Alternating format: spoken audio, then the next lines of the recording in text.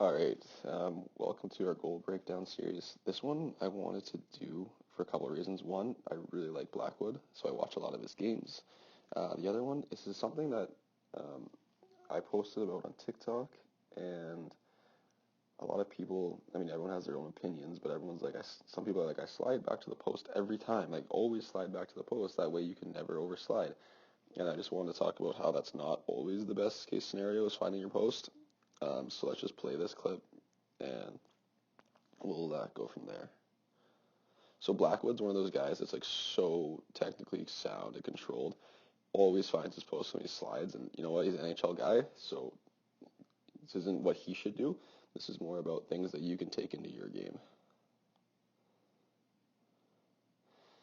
So he gives up a short side one-timer goal.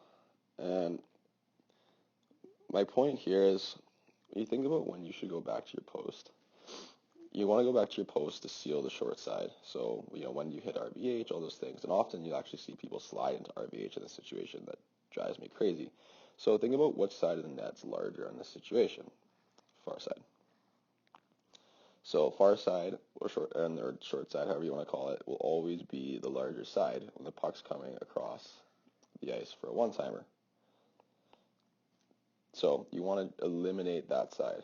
In addition, you're also coming from the far side, meaning that far side, although it is opening up as you move across, there's less net there because your body's moving past that lane.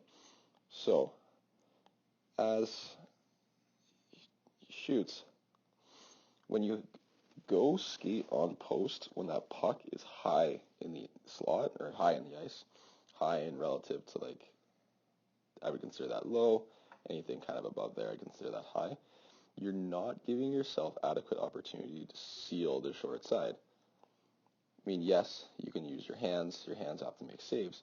But if you come and just, I guess you consider it possibly an overlap, but if your first move, your lateral release, your slide is your foot just outside of the post, you're at least giving yourself a better opportunity to have the majority or a large majority of your body over the short side post, which means you might make that save. Now, obviously, this is Caufield, very good player.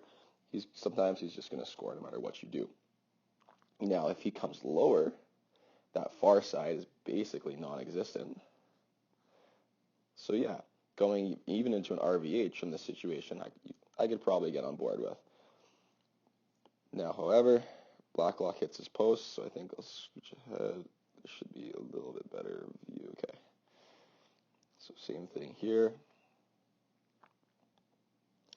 I want this in slow. If you don't like that angle, yeah, this is better. Okay. There. So you can see because he hits his post, I mean, it's a little blurry. Because he hits his post, his body is kind of how do I explain that? There's a good amount of space on that short side that he needs to move and make that save with his hands in order to cover that ice. Instead, if he was just a little bit further, now his body could be about there, which gives him just better opportunity to get a piece of his shoulder, get a piece of his elbow on the puck. And who knows, maybe he makes that save, maybe he doesn't.